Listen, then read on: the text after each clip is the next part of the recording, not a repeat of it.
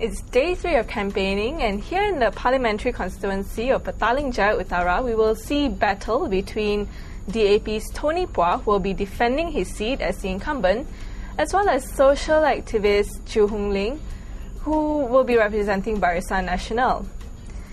I'm Regina Lee, and you're watching GE13 The Showdown. And with us here this morning in our studio is Hoong Ling herself. Good morning. Good morning. Now, let's just get straight to the point. You are going up against Tony Phua, who won his seat in 2008 with a majority of 20,000 votes. That's a pretty stunning majority. How do you feel about that? I think it's such a very significant act there at that moment, and I have quite a respect for him actually. In fact, both sides need good leaders, and he has been doing his part. And winning that stunning majority, even against YB Chumefan at that time, was really great, and I respect him for that. Mm-hmm. Does that intimidate you? I mean, well, both of us actually stand good chance, and both of us have our own pitch. I see both of us has a difference itself. We perhaps let the voters themselves choose whoever can represent them better. Mm-hmm. Now, speaking of voters, what can you offer Petaling Jaya voters if you're voted in? Mm-hmm. If you look at the voters in our constituency in PJ Utara, we have like 50% over 50 years old, 50% below 50 years old. We have like 3 new villages. We have low-cost houses as well as bungalows worth millions. So it is very mixed constituency where it covers all. They want everything and anything because it covers all income levels of people. It covers all ages. Even if you look at women and men, it's almost about 50-50 also. Mm-hmm. So basically, when I saw the BN Selangor manifesto or Aku Janji, it seems to encompass everything that the people need there. And in fact, I always mention what I would do when I win the election will be a 3+1 thing. The first one will be the health and hygiene. We are under the governance of this local council called Majlis Bandar Raya Petaling Jaya, and yet it is with the city status.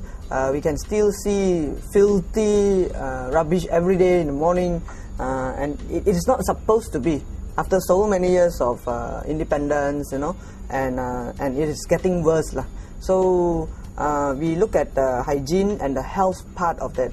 I've also done free acupuncture service and free health checks there, and set up a small social enterprise which actually sustain these free services. Mm-hmm. So we don't need to depend on government grants or perhaps sponsors to actually sustain that operations.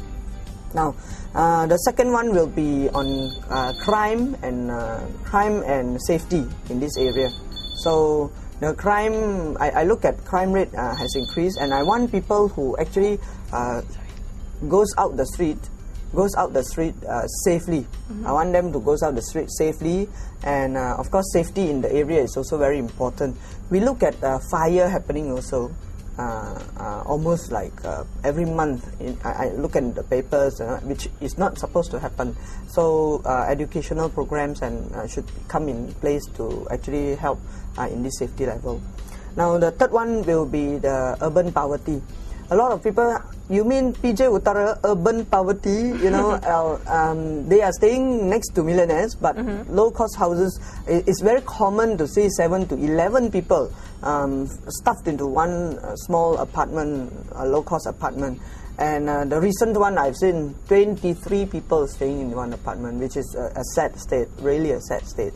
I feel they need more to be empowered. Say, for example, we can give social enterprise startups, create an enabling environment for social enterprise.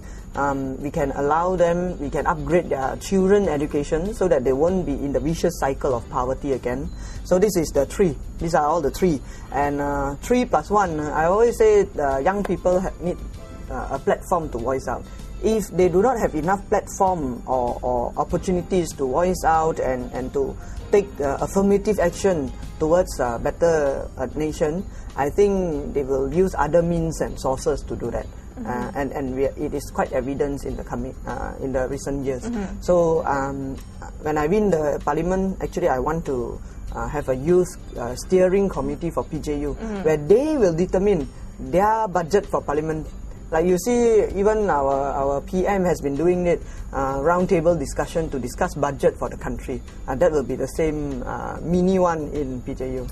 Yeah. Okay, now hold that thought. We're going to go for a short break now, and when we come back, we're going to get to know our candidate, Hoong Ling, a little bit more.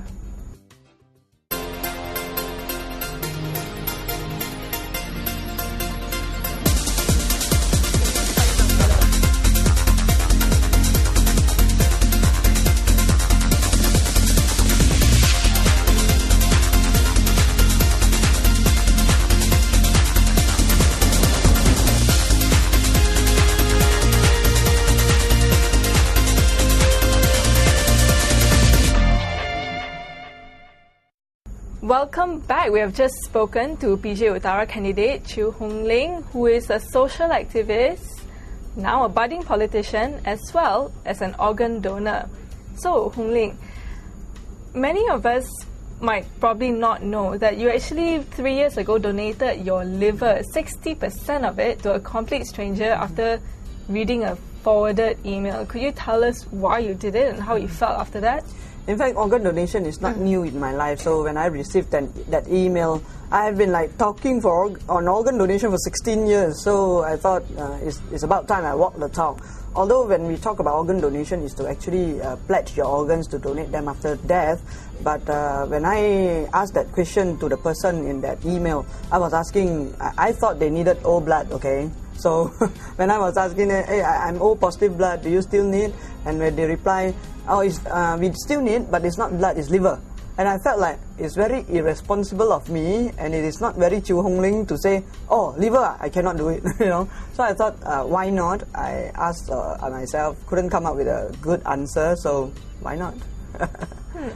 And this organ donation and this pretty incredible feat of yours, do you think it might actually help in your campaign a little bit? I think the organ donation has nothing to do with the election, but at the same time, I think what I have done there actually put a lot of significance in the attitude that I have, in the experience that I have. Now that I have donated part of my liver and also braved that moment, in fact, I come out more courageous, more relaxed, knowing how to take care of myself before taking care of others as well. So this boils down to what I have learned along the way. And you're also the president of this NGO called Voice of Women. What exactly is that?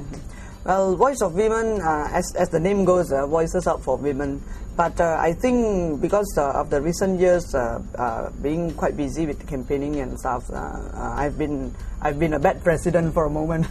But I think a lot of time women should voice out, and it becomes a platform for people to work on things, women to come up with issues, and at the same time working on the solutions for the issues that we have been discussing about. Now let's go back to the elections for a bit. And you are not exactly in the party structure in PJ Utara in the traditional sense. So how did your candidacy come about? Well, I look at the party is looking for new, young, vibrant energy, and recently have been inviting a lot of other people as well, and we have seen many others who are not active in the party has been given positions or candidacy. So I was invited by party. And we've got a bit more time before we wind up. So tell us, in your past 2 days of campaigning, how was campaigning like for you, considering this is your first time? Yeah. In fact, our work has been laid down for some time, and my work is not like I'm working for the election. I've been like a social activist since even school days. Even when I left school, I stayed in PJ Utara for some time before I moved to Pandan with my father. and then I come back. I came back like 2 years ago. So basically, the place it's not new to me. PJ Utara is not new to me. In fact, even when I was a student there, we were like nomad, moving from SS2 to Section 17 to Taman Mega Mas and now to Sipa. So basically, I know some of the problems and issues there. And at the same time, we have been working for so long, so many things I've done. The track record shows. So this GE, I've been quite relaxed, but to touch base and reach out to more voters. Thank you again, Hoong Ling, for joining us, and we wish you all the best in your campaign. I'm Regina Lee, and keep watching GE13 The Showdown for more updates and interviews.